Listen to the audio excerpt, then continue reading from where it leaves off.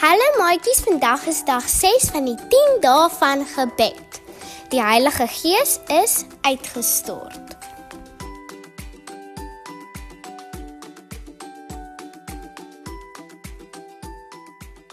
Bosse vol blomme en vrugte het in perfekte rye gestaan, elke soort bymekaar volgens hulle tipe. Pragtige skoenappers het in die son geflits en gefladder. Die ongelooflikste voëls het oor die groot mooi veld gespring of rondgevlieg. Ons het by die hemelse boorde aangekom, Sê Oral en wys na die bosse blomme en rye vrugte. Al is daar heerlike vrugtebome oral in die Nuwe Jerusalem, word byna elke denkbare soort vrug en groente hier geplant en geoes om al die mense in die heilige stad kos te gee. Wow, ek hoop broccoli proe darm lekker hierbo. Lag Lukas hard. Op die aarde het ons nog vleis geëet, maar ek sien dat niemand dit hierbo doen nie. Die antwoord is maklik. Sê 'n man wat tussen die bosse uitstap. Hy dra 'n pragtige wit kleed met 'n rooi rand daaronderaan. Toe God die aarde gemaak het, het hy die mense gemaak om net plante en sade te eet. Daarin sou hulle alles kry wat hulle nodig gehad het om gesond te wees. Maar as gevolg van sonde, het die mense van God se oorspronklike plan af wegbeweeg.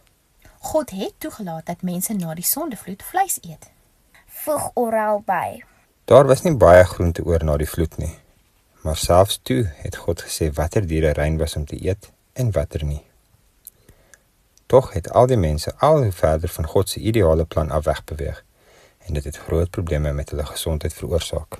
Maar kom, ons dink nie aan die hartseer verlede nie. Alles is niet hier. Johannes lag vrolik. My naam is Johannes.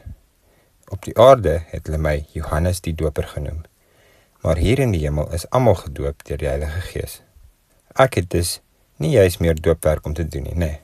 Johannes die Doper, dis 'n ongelooflike voorreg. Sê Lukas opgewonde. Die man wat die pad vir Jesus voorberei het. Wow, ek is Lukas en dit is Oral. Bly om julle te ontmoet. Sê Johannes terwyl hulle hande skud. Ek kom baie graag hierheen. Ek hou daarvan om die wind te voel waai en deur die natuur omring te wees. In die stilte kan ek dink en meer leer oor my goeie Jesus. Hy was my neef op aarde, maar ek het nog altyd geweet hy is die lam van God wat die sonde van die wêreld sal wegneem. En hy het dit gedoen. Oral staan nader met die drywende glas waarop 'n Bybelteks gemerk is. Hier is 'n interessante vers oor ons vriend Johannes. Hy wys na Lukas 1 vers 15 en lees. Hy sal groot wees in die oë van die Here. Hy sal glad nie wyn en gegiste drank drink nie. Hy sal reeds van voor sy geboorte af met die Heilige Gees vervul wees. Ai, soveel herinneringe. Sê Johannes. My pa Sagaria kon dit nie glo nie. En toe het God sy stem weggeneem tot die dag wat ek gebore is. Ons terg hom nou nog soms daaroor. Lag Johannes. Ons leer op die oomblik oor die Heilige Gees. Vertel Oral vir Johannes. Jou storie is baie interessant. Jy is nog voor jou geboorte gekies om mense se harte voor te berei om Jesus as die beloofde Messias te ervaar. Die Heilige Gees is al oor jou uitgestort vandat jou ma jou verwag het. Wat het dit vir jou beteken? Van kleintyd af het my ouers my geleer om God lief te hê en om te verstaan watter werk ek vir hom moes doen. Die Heilige Gees is oor my uitgestort en het my gehelp om eenvoudig en gesond te leef, sodat ek die probleme kon hanteer omdat ek 'n boodskap moes spreek wat baie mense nie wou hoor nie. Veral nie die politieke en godsdienstige leiers van my tyd nie. Dit was baie moeilik. Ek is vervolg, mishandel en deur die mense verwerp. Maar my grootste vreugde was om te weet dat Jesus werklik die Messias was, wat God deur die profete beloof het. Hy het elke beskrywing perfek vervul. Ek moes net uithou totdat hy die grootste kon word, die lig wat in die wêreld skyn en die donkerte wegjaag. Johannes se stem het van emosie gebewe.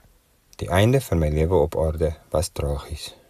Hulle het my kop afgekap en my oë het toegegaan, totdat ek saam met die mense wat gered was opgewek is en my verlosser in die wolke gesien het. Alles wat ek op aarde moes deurmaak, voel nou so min in vergelyking met die vreugde wat ons hier saam met Jesus beleef. Wow, Sê Lukas. ek weet nie of ek sou kon voel soos jy nie, Johannes. Die Heilige Gees het my gewys dat ek 'n gesonde liggaam nodig het.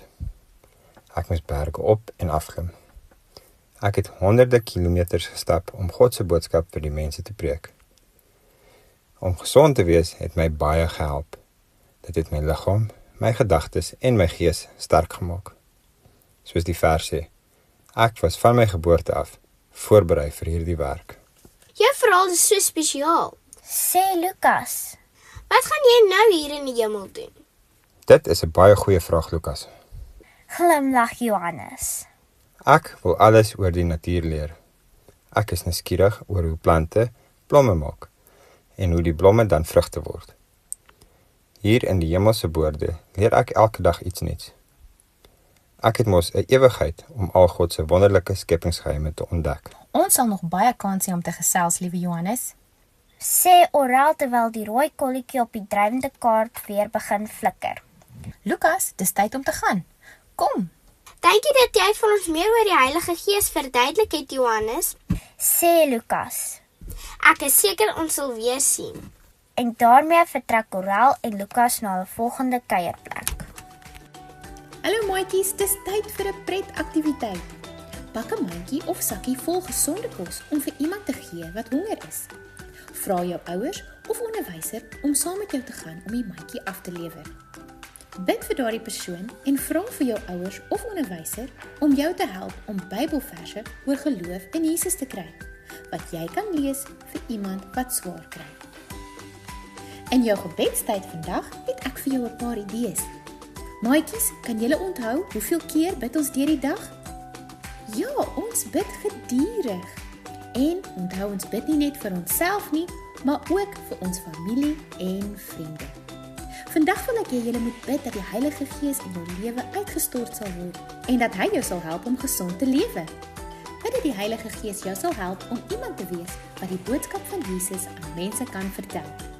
Onthou maatjies, Jesus is baie lief vir julle en ons sien uit om jou môre weer te sien. Tata! Hierdie program is aangebied deur die Kinderbediening Departement van die Noordelike Konferensie.